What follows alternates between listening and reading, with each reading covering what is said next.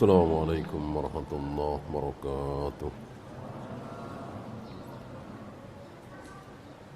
Innal hamdalillah nahmaduhu wa nasta'inuhu wa nastaghfiruh wa na'udzu billahi min shururi anfusina wa min sayyiati a'malina. Man yahdihillahu fala mudilla lahu wa man yudlil fala hadiya lahu. Asyhadu an la ilaha illallah wahdahu la syarika lah wa asyhadu anna Muhammadan abduhu wa rasuluhu wa ba'd. Terakhir kita bahas tentang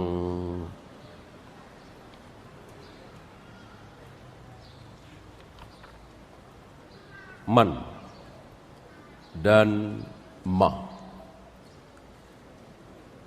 Dua-duanya menunjukkan umum. Man jaa bil hasanati, barang siapa yang datang membawa kebaikan. Ini umum, siapapun. Maka jika ada yang mengkhususkan, maka harus pakai dalil, harus bawa dalil. Boleh memang, boleh. Hukum asal man dan ma ini umum. Ketika Allah dan Rasulnya mengatakan man shoma Ramadana,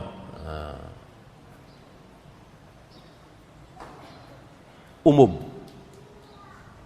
siapapun,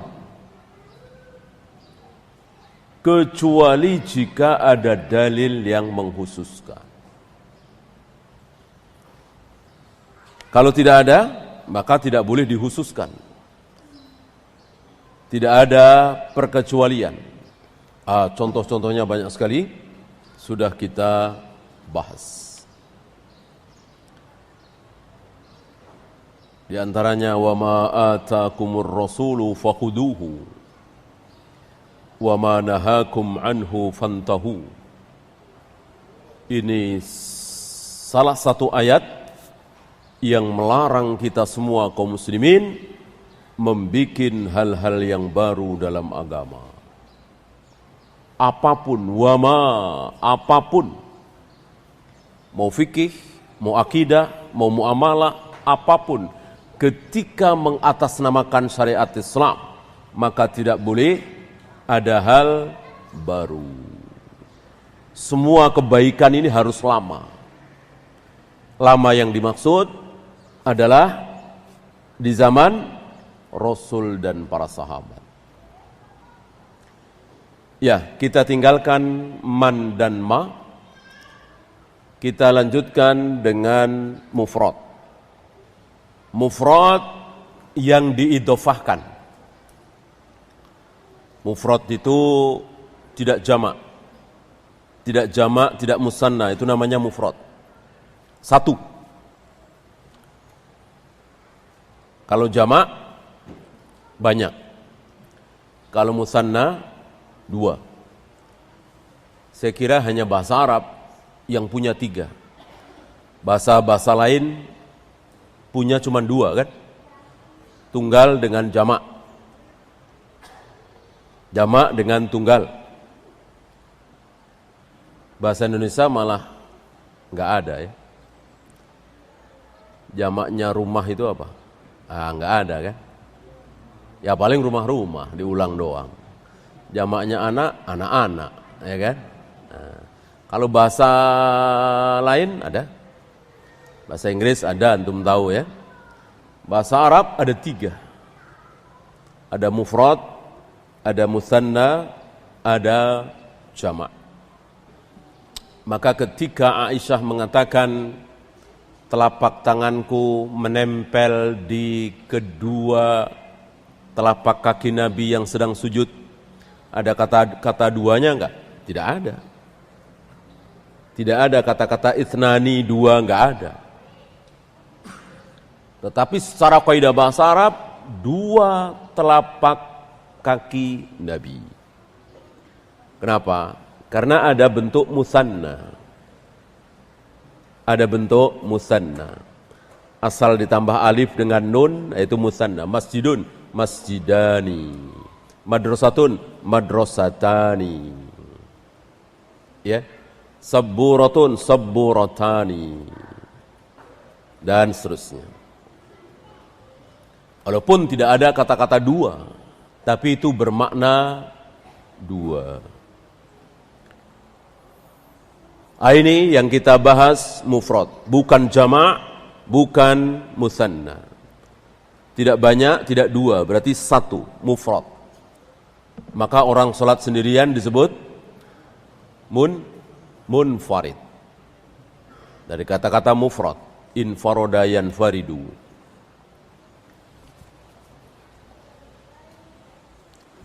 Wa misluhu, dan demikian pula, ini kan melanjutkan dari kaidah 34. Apa? Umum. Begitu juga umum apabila ada apa? Al-mufradu idza yudhaf. Ketika isim mufrad tidak jamak, tidak musanna dan diidhofahkan. Disandarkan. Misalnya pintu apa? Pintu masjid. Pintunya itu disandarkan ke masjid. Ya. Rumah apa? Rumah dinas misalnya. Ada penyandarannya. Ya. Orang apa? Orang Indonesia. Ini diidhofahkan, disandarkan. Ya. Arsy apa? Arsy Allah. Arsyullah diidhofahkan. Fafham hudita ar-rusda ma yudhaf. Maka fahamilah. Semoga engkau mendapatkan petunjuk ilmu, karena ilmu itu betul-betul petunjuk. Ilmu itu jangan mengira asal nyari pasti dapat, asal nyari pasti dapat. Salah. Antum tahu ada orang sesat, ada orang tergelincir, ada orang bunuh diri gara-gara mencari ilmu. Ada enggak kira-kira? Ada. Gara-gara dia mencari ilmu berarti enggak dapat dia.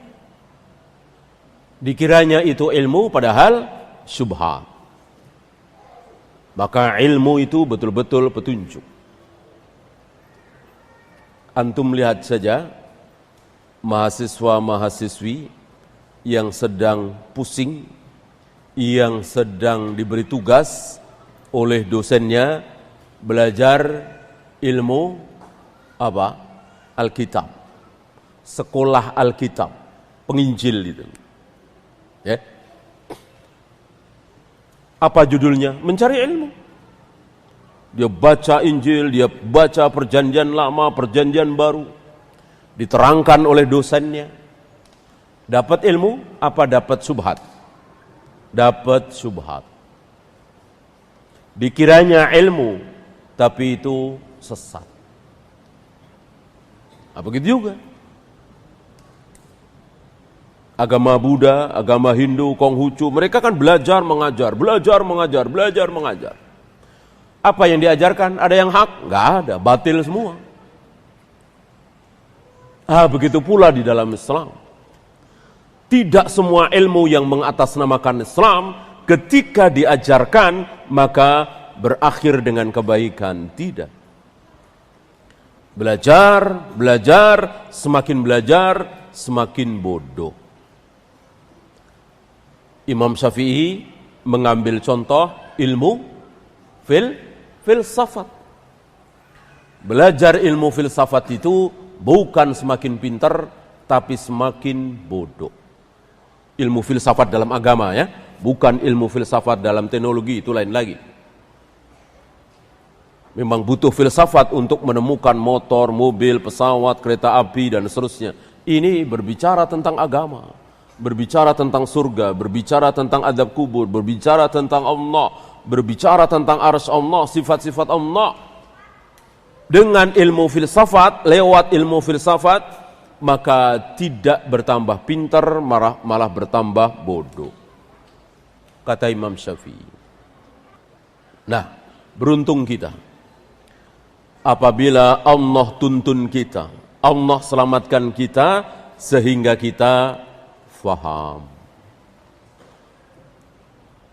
Oleh karena itu ketika ada orang mengatakan kita bersyukur atas iman dan Islam, kita bersyukur atas iman dan Islam, alhamdulillah kita dapatkan nikmat iman Islam. Kata Imam Ahmad,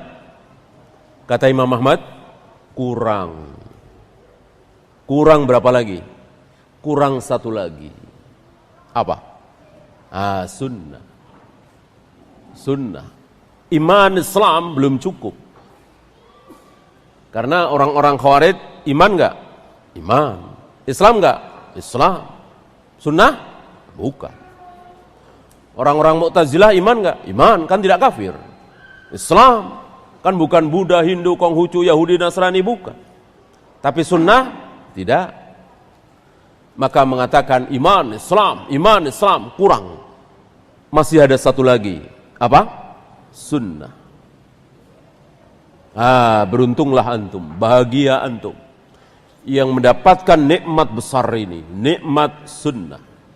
Berapa banyak saudara-saudara kita yang tidak bisa membedakan mana yang sunnah, mana yang bid'ah. Berarti dia tidak mendapatkan nikmat sunnah. Orang yang bisa mendapatkan nikmat sunnah, berarti dia bisa membedakan, oh ini bukan sunnah, oh ini sunnah. Berarti dia mendapatkan nikmat sunnah. Yang tidak mendapatkan nikmat sunnah dikiranya semua aliran Islam ini ya sama saja. Itu kan pendapat masing-masing saja. Itu kan masalah furu'iyah saja. Itu masalah cabang-cabangnya saja. Sebetulnya sama. Tidak bisa seperti itu. Tidak sama antara sunnah dengan bid'ah. Tidak sama antara timur dengan barat. Tidak sama antara orang hidup dengan orang mati. Ya. Yakni, ini syarah dari beliau, annal mufrada al-mudhaf ya'ummu umumal jam'i. Mufrad yang diidhofahkan, sudah contohnya tadi, pintu masjid orang Indonesia, arsy Allah, masjid pemerintah, ya. Jadi tidak berdiri sendiri, masjid titik. Nah. Ini namanya idhofah, diidhofahkan, disandarkan. Mungkin istilah kita kata majemuk barangkali ya. Nah, agak sulit. Karena memang banyak kaidah-kaidah dalam bahasa Arab yang tidak ada di bahasa kita, maka agak sulit. Istilah-istilah yang ada di bahasa Arab tapi di bahasa kita tidak ada, maka sulit. Maka menerjemahkan ke dalam bahasa kita ini sulit. Beda dengan menerjemahkan dari bahasa Indonesia ke bahasa Arab, mudah. Ini sama-sama tahu bahasa Arab dan bahasa Indonesia ya. Si fulan tahu persis, mahir bahasa Arab. Dia juga mahir bahasa Indonesia. Dia lebih mudah menerjemahkan bahasa Indonesia ke bahasa Arab daripada bahasa Arab ke bahasa Indonesia. Pernah kita bahas dulu bahasa Indonesia, bahasa Inggris, bahasa Jerman, bahasa Jepang, bahasa Prancis. Kalau diterjemahkan ke dalam bahasa Arab, maka jadi naik mutunya. Jadi lebih bagus nilainya. Sebaliknya, bahasa Arab kalau diterjemahkan ke dalam bahasa Indonesia atau bahasa Inggris atau bahasa Jerman atau bahasa Jepang, jadi turun. Nilainya, mutunya jadi turun. Oleh karena itu antum masih ingat kaum muslimin dulu terkagum-kagum dengan kitab filsafat. Kitabnya Sokrates, Aristoteles, Plato, mereka terkagum-kagum kaum muslimin ini dengan bahasanya. Kenapa? Kenapa? Karena kaum muslimin membaca dalam bahasa Arab. Sudah diterjemahkan ke dalam bahasa Arab. Tulisan Plato, Sokrates, Aristoteles dibaca oleh kaum muslimin sudah dalam bentuk bahasa Arab. Kan diterjemahkan besar-besar kan di zaman Khalifah Al-Ma'mun. Sampai diberi hadiah emas seberat kitab itu kan. Nah itu dia. Ya. Karena begitu kayanya bahasa Arab. Ini kita bicara orang yang mahir bahasa Indonesia, mahir bahasa Arab. Dua-duanya mahir. Maka lebih mudah menerjemahkan dari Indonesia ke Arab. Cari padanannya itu gampang, malah nyisa banyak. Adapun bahasa Arab ke bahasa Indonesia sulit cari padanannya. Sangat sulit. Ini apa? Ini apa? Maka ya yang mirip-mirip saja. Antum yang orang Jawa misalnya, atau orang Sunda misalnya, berapa banyak kalimat-kalimat dalam bahasa Indonesia, dalam bahasa Jawa, bahasa Sunda, ketika diterjemahkan ke dalam bahasa Indonesia sulit. Sulit. Ini semakin membuktikan miskinnya bahasa Indonesia. Lebih kaya bahasa Jawa, bahasa daerah, bahasa Sunda misalnya. Ya yang gampang aja, kunduran truk, apa coba? Antum bahasa Jawa, orang Jawa tahu kan? Kunduran truk, antum tahu kan? Mati kunduran truk. Gimana bahasa Indonesianya? Kita nggak dapatkan. Ya, itu baru bahasa Jawa. Terlalu keberatan untuk menerjemahkan bahasa Jawa ke bahasa Indonesia. Gimana bahasa Arab? Maka mengandalkan terjemahan bahasa Indonesia sulit. Sulit sekali, sangat sulit. Gitu. Maka pernah kita bahas dulu, ada orang, bahkan tokoh, mengatakan iblis itu termasuk apa dulu? Malaikat. Iblis itu termasuk malaikat. Sebab dilihat dari kaidah bahasa Indonesia terjemahan, jelas menunjukkan iblis itu malaikat. Fasajadal malaikatu kulluhum ajma'in illa iblis. Lihat. Para malaikat semuanya sujud kepada Adam kecuali iblis. Nah, lihat. Secara kaidah bahasa Indonesia jelas iblis termasuk malaikat. Tapi kaidah dalam bahasa Arab tidak. Karena dalam bahasa Arab istisna itu, perkecualian itu bisa muttasil, bisa ghairu muttasil, bisa nyambung, bisa tidak nyambung. Maka orang Arab mengatakan murid-murid datang kecuali kucingnya. Ini nggak aneh, kalimat seperti ini nggak aneh. Kalau bahasa Indonesia kan aneh, ngomong apaan ini? Kan begitu. Karena masing-masing punya kaidah sendiri-sendiri. Nah, maka Abu Jahal Abu Lahab nggak heran. Abu Jahal Abu Lahab nggak nanya. Ketika Allah lewat lisan Nabi mengatakan kami, nahnu, Abu Jahal Abu Lahab nggak nanya, nggak heran. Katanya Allah satu, kok kami? Nggak ada Abu Jahal Abu Lahab nanya begitu. Yang nanya siapa? Yang nanya kita orang Indonesia. Sering kan pertanyaan begitu. Katanya Allah itu satu, kok kami? Gitu. Kan ada kan? Ada yang jawabnya ngaco, ya. Itu bukti bahwa Allah itu demokratis. Jadi nggak saya, tapi kami mengatasnamakan aku dan para malaikatku. Udah batil sebatil-batilnya. Mana ada Allah demokratis? Ya, mana ada Allah mengatasnamakan para malaikat? Nggak ada. Nah, Abu Jahal Abu Lahab nggak nanya begitu. Karena secara kaidah bahasa Arab, Satu orang mengatakan kami, nahnu, enggak masalah. Biasa. Termasuk tadi. Tidak ada orang Arab menyimpulkan bahwa iblis termasuk malaikat. Walaupun kalimatnya seperti tadi. Kenapa? Karena orang Arab tahu kaidah bahasa Arab.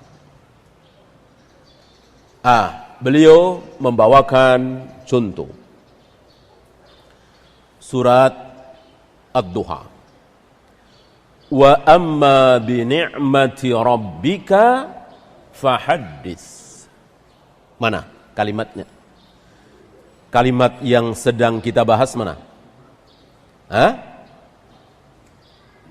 Mudhof, mufrad yang dimudhofkan. Mana? Mufrad dan diidhofahkan menjadi mudhof. Ada mudhof, otomatis ada apa? Kalau ada fi'il kan harus ada fa'il. Ada na'at, harus ada man'ud. Ada mubtada, harus ada khabar. Kalau ada mudhof, harus ada mudhof ilaih. Mana mudhof ilaihnya? Mana mudhof ilaihnya? Rabbi. Ya kan? Mudhofnya mana? Ni'mati. Ni'mati. Nikmatun mestinya. Menjadi ni'matin karena apa? Karena ada huruf jar bi.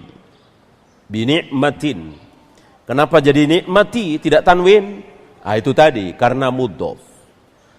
Karena mudhof tidak boleh tanwin dan tidak boleh pakai alif lam. Itu enggak pakai alif lam kan? Apa artinya? Nikmati Rabbi. Nikmati Rabbika. Nikmat Tuhanmu, ya kan? Nikmat Tuhan. Seperti tadi, pintu masjid. Gitu ya. Orang Indonesia. Arsy Allah. Masjid pemerintah. Jadi tidak berdiri sendiri. Nikmat Tuhan. Nikmat Allah. Ini lil istighraq, umum sekali. Wa amma bi ni'mati rabbika, adapun terhadap nikmat-nikmat Tuhanmu, maka apa? Fahaddits. Apa fahaddits? Ceritakan, bilang-bilang, kabarkan. Jangan disembunyikan. Allah tidak suka kita menyembunyikan nikmat. Ya. Uangnya miliaran, duitnya banyak, ya, bajunya compang-camping. Ini menyembunyikan nikmat. Ya. Saya miskin, saya enggak punya apa-apa. Ini menyembunyikan. Allah tidak suka. Nikmat Allah ceritakan. Nikmat Allah ceritakan. Alhamdulillah saya sehat. Allah berikan saya kesehatan. Alhamdulillah Allah berikan saya rezeki yang cukup. Alhamdulillah Allah berikan kelapangan kepada saya. Alhamdulillah, alhamdulillah. Dipuji-puji Allah, disampaikan nikmat Allah itu kepada orang lain.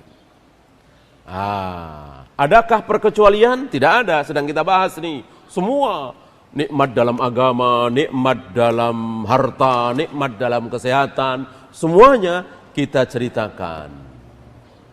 Tapi hati-hati terhadap orang yang punya nikmat. Biasanya ada yang hasad. Untuk yang hasad jangan. Ini bukan perkecualian. Enggak ada perkecualian, tetapi menjaga sesuatu. Gitu ya. Atau kalau dikatakan perkecualian pakai tadi apa? Boleh juga dikatakan perkecualian. Berarti harus pakai apa tadi? Pakai dalil. Enggak boleh pakai ra'yu.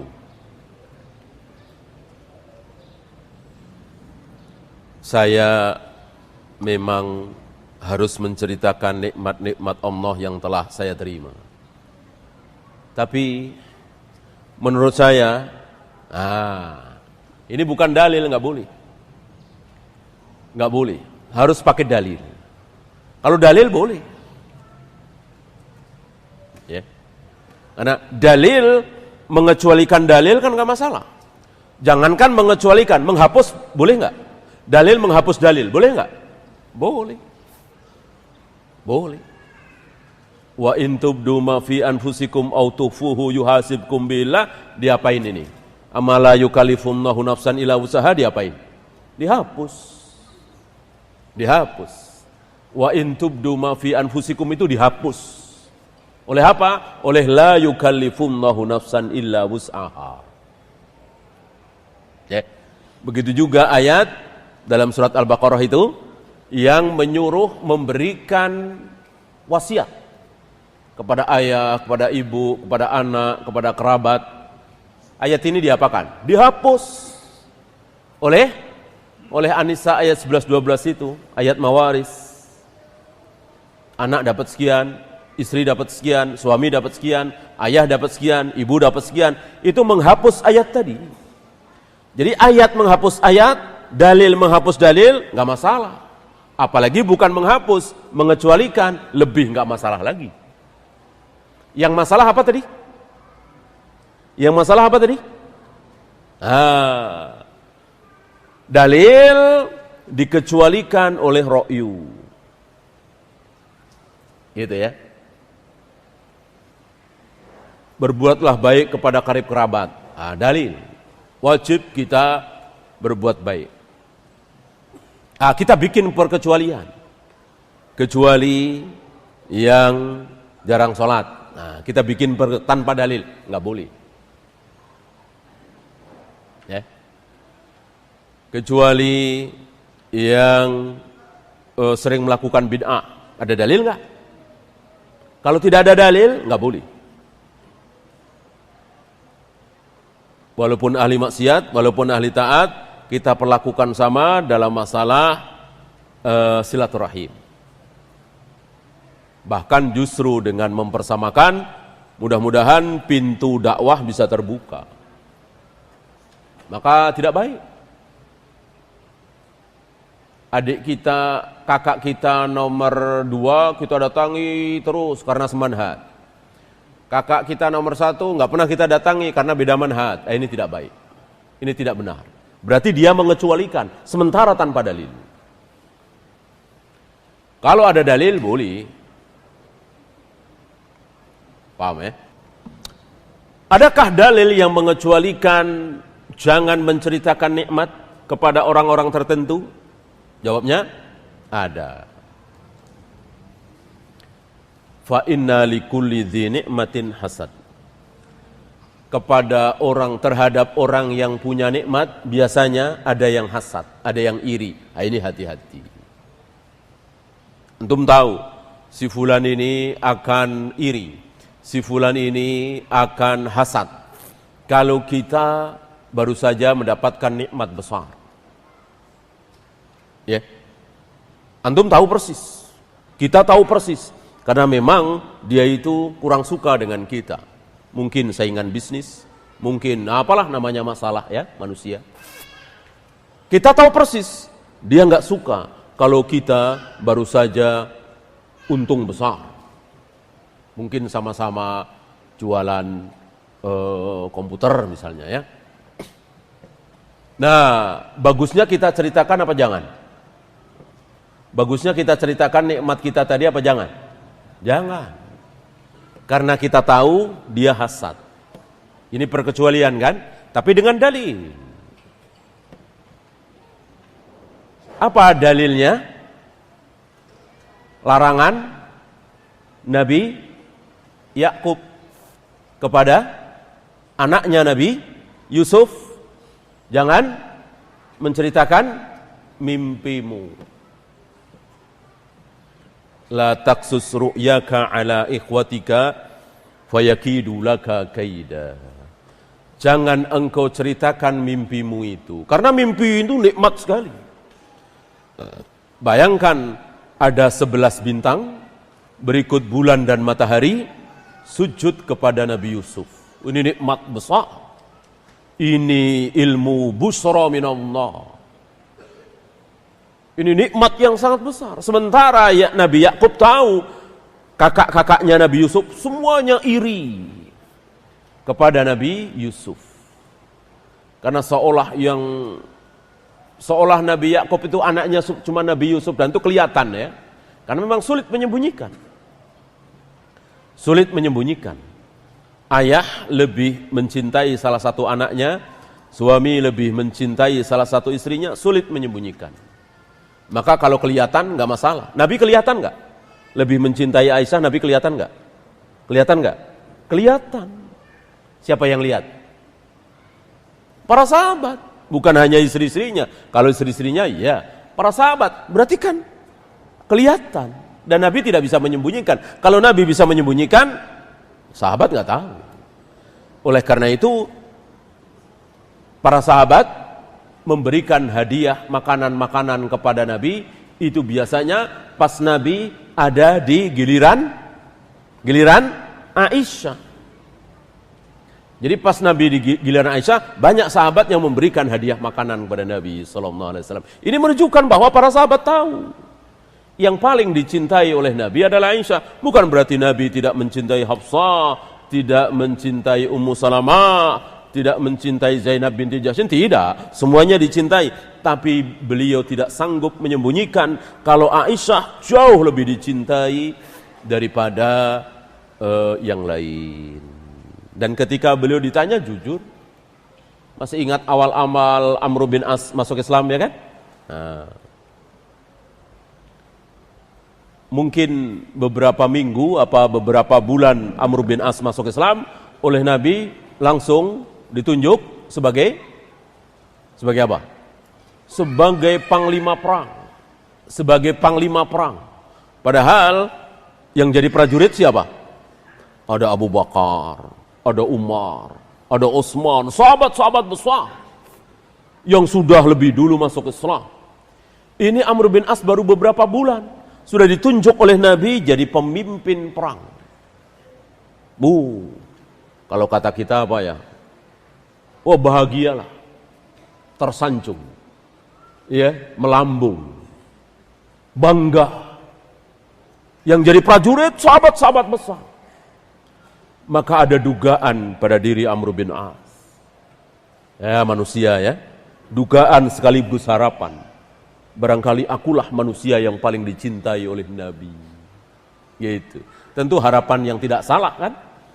Setiap manusia tentu, para sahabat tentu ingin nomor satu paling dicintai oleh Nabi sallallahu alaihi wasallam. Cuman kan nggak yakin kan? Amr bin As ingin meyakinkan, iseng-iseng nanya kepada Nabi, ya Rasul, manusia yang paling engkau cintai siapa? Nabi menjawab siapa? Nabi menjawab siapa? Aisyah. Kan? Jujur Nabi.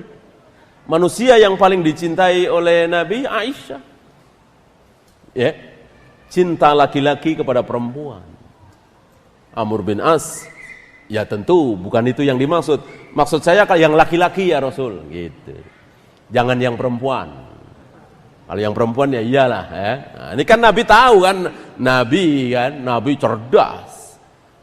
Arah pembicaraan Amr bin As tentu Nabi tahu. Ya. Maka Nabi belokkan ke perempuan, Aisyah. Kata Amr bin As, maksud saya yang laki-laki ya Rasul. Dijawab oleh Nabi, bapaknya Aisyah. Gitu. Siapa? Abu Bakar. Tamu, kirain saya, dalam hatinya mungkin ya. Apa istilah kita GR ya.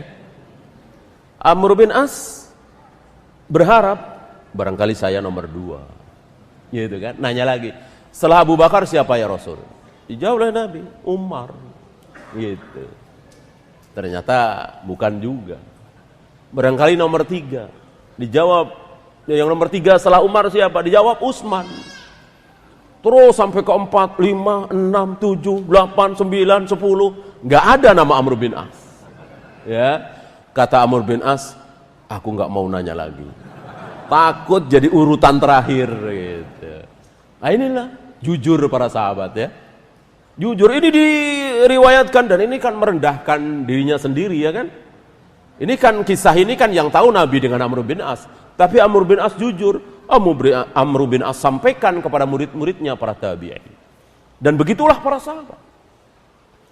Ketika ada riwayat hadis yang memuji sahabat yang lain, merendahkan dirinya sendiri, disampaikan. Bahkan yang menunjukkan kehebatan dirinya sendiri nggak disampaikan. Seperti Sa'id bin Zaid. Antum tahu Sa'id bin Zaid?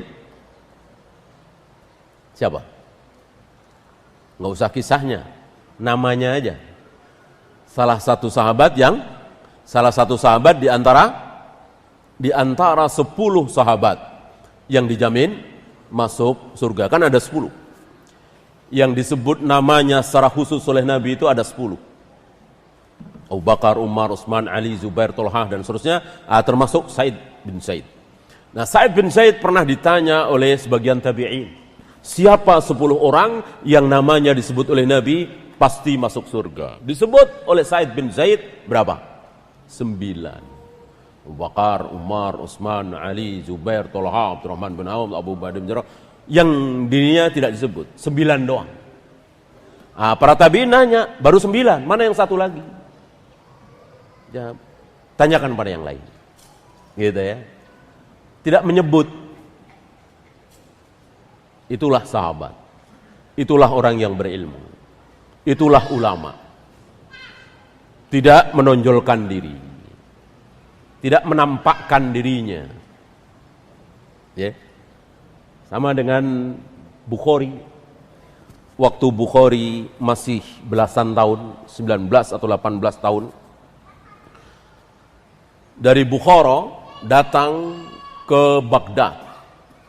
Bertemu dengan ulama besar Muhammad bin Bashar. Udah syekh tua. Tentu jauh umurnya di atas Bukhari yang masih 18 atau 19 tahun. Ngobrol-ngobrol, mungkin nanya-nanya, ngobrol. Kamu dari mana? Nanya sama Bukhari ya, yang masih muda itu Muhammad bin Ismail. Kamu dari mana? Dijawab, saya dari Bukhara. Dari mana? Dari Bukhara. Dari Bukhara ngapain ke sini? Ngapain cari ilmu ke sini? Di sana ada Bukhari. Gitu. Di sana ada Bukhari. Jadi beliau 18-19 tahun tuh namanya sudah luar biasa. Padahal belum ada internet ya kan? Belum ada televisi, radio. Allah sampaikan nama beliau di jagat raya ini. Dengar. Ya, istilah kita dari mulut ke mulut. Di sana ada Bukhari. Kenapa ke sini? Bukhari langsung pergi. Gitu. Bukhari langsung pergi ngilang. Coba kalau kita yang jadi Bukhari. Ya, kenalin saya Bukhari. Nah, gitu kita kan. Kalau kita begitu. Bukhari tidak menyembunyikan dirinya. Tidak menampakkan dirinya. Itulah ulama-ulama kita. Ya. Nah, apakah ini bagian dari perkecualian? Itu kan sebuah nikmat. Ceritakan. Nah, iya, dan itu dengan dalil. Dan itu dengan dalil. Kalau tanpa dalil tidak boleh. Ya. Jika tidak ada dalil, maka kita kembali kepada hukum asal. Apa? Asal ada nikmat, ceritakan. Nikmat, ceritakan. Nikmat, ceritakan. Nah, untuk ini ada satu manusia, mungkin dua manusia, yang tidak mungkin dia iri kepada kita. Yang apabila kita mendapatkan nikmat yang luar biasa, dia pasti senang, dia pasti bahagia, dia pasti bangga, enggak mungkin iri. Siapa kira-kira? Siapa kira-kira? Enggak mungkin dia iri sama kita. Siapa? Iya. ayah dan ibu. Ayah dan ibu. Insya Allah nggak mungkin iri. Walaupun yang kita dapati ini nikmat yang mestinya beliau dapati. Ambil contoh misalnya ayah kita dengan kita usahanya sama. Ya, berarti kan saingan. Kita jauh lebih maju. Kira-kira ayah kita iri apa bangga? Bangga insya Allah.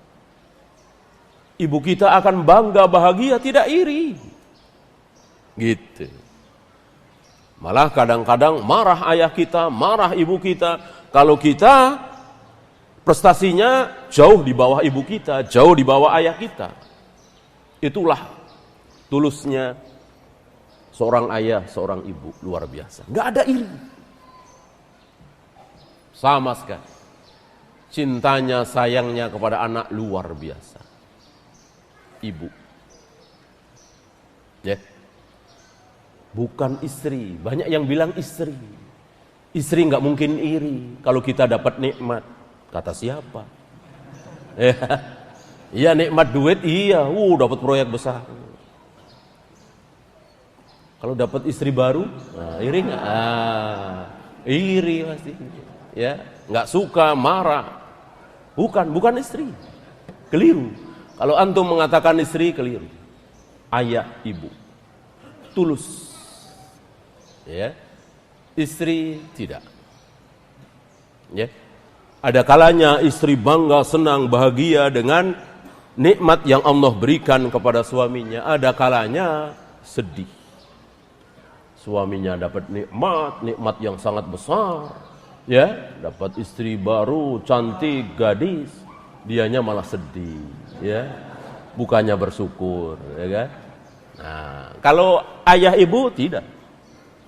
Ayah ibu begitu tulus. Maka Nabi Yusuf itu cerita kepada ayahnya Nabi Yakub. Dan dilarang cerita kepada saudara-saudaranya. Karena saudara-saudaranya iri terhadap Nabi Yusuf. Contoh kedua.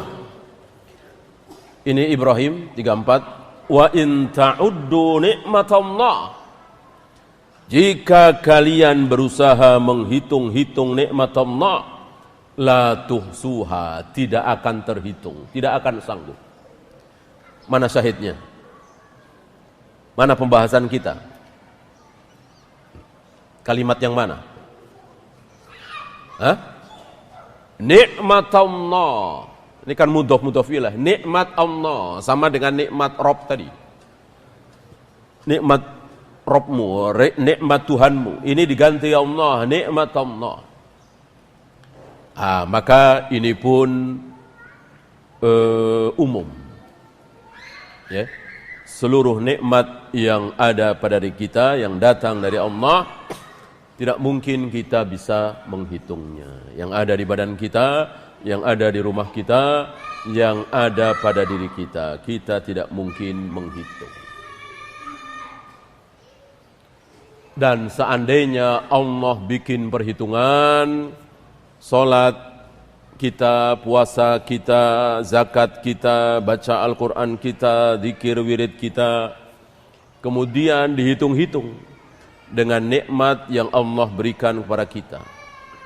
Dari mulai mata, hidung, mulut, paru-paru, ginjal, jantung, kaki, tangan, jari, dan seterusnya, maka masih pantaskah kita dapat itu surga? Tidak pantas kalau pakai hitung-hitungan. Nggak pantas. Bahkan masih kurang. Salat kita yang sekian tahun, puasa kita yang sekian tahun, baca Al-Quran kita yang sekian tahun, ayo dihitung. Lalu bandingkan dengan satu nikmat, mata misalnya. Berapa nikmat yang telah kita nikmati dengan mata kita.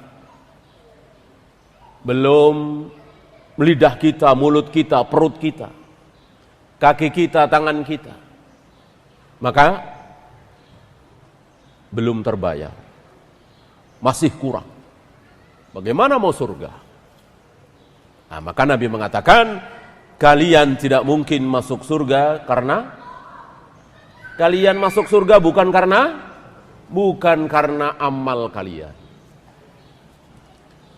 Sebab kalau karena amal sudah selesai. Sudah terbayar dengan mata, dengan hidung, dengan mulut, dengan paru-paru, dengan jantung, ginjal, dan seterusnya. Bagaimana masih berharap surga? Ya. Jadi orang masuk surga bukan karena amal, tapi karena rahmat Allah. Nah, amal kita itu mempengaruhi derajat di surga. Mau surga ini apa surga itu? Itu tergantung amalnya. Gitu ya. Adapun masuk surga karena amal, tidak. Tidak. Jangan salah paham dengan hadis-hadis, ayat-ayat, dalil-dalil yang amal ini balasannya surga, amal ini balasannya surga. Ambil contoh yang jelas, misalnya haji mabrur. Laisa lahul jazaa illal jannah. Tidak ada balasan yang tepat bagi haji mabrur kecuali apa? Surga. Oh, berarti itu dong. Karena amal. Tidak. Jangan salah paham. Apakah ketika kita melakukan ibadah haji, apakah ketika kita sholat, apakah ketika kita puasa pasti diterima? Pasti dapat pahala? Jawabnya belum tentu. Belum tentu. Hanya rahmat Allah yang bisa menentukan sholat kita diterima atau tidak. Walaupun sudah sah, sudah nutup aurat, sudah menghadap kiblat, sudah bersih dari najis, sudah bersih dari hadas kecil, hadas besar, otomatis pasti diterima oleh Allah, pasti dapat pahala? Belum tentu. Maka hilangkan anggapan bahwa kita masuk surga karena sholat, karena puasa, karena zakat, karena haji. Tidak. Adapun amal-amal tersebut, sholat, puasa, zakat, haji, dan seterusnya, ini akan mempengaruhi derajat seseorang di surga. Kemudian kalimat ya ibadi. Mana mudhofnya? Ibad. Mana mudhof ilaihnya? Ya.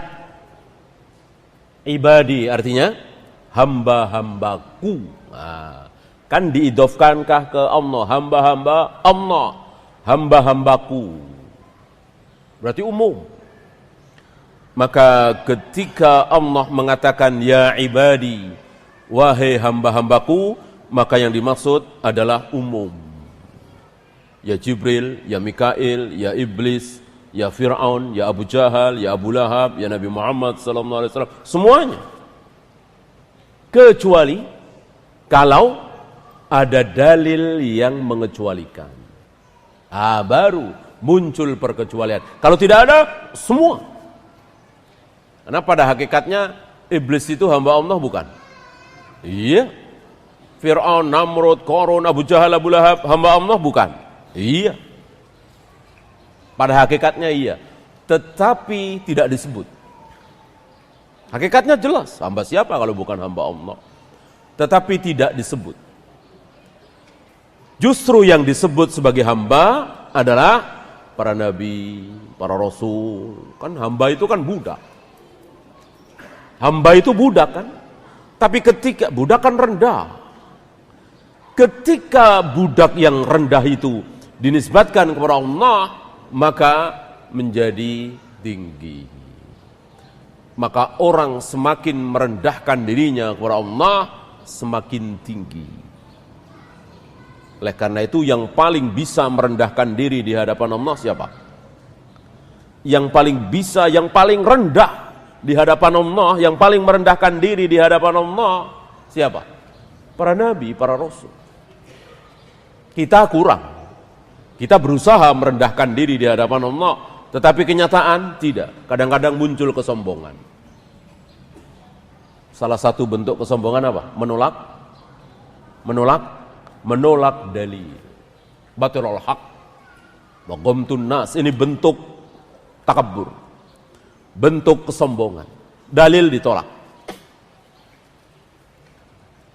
dengan akalnya, dengan nuraninya, dengan logikanya. Ini salah satu bentuk kesombongan.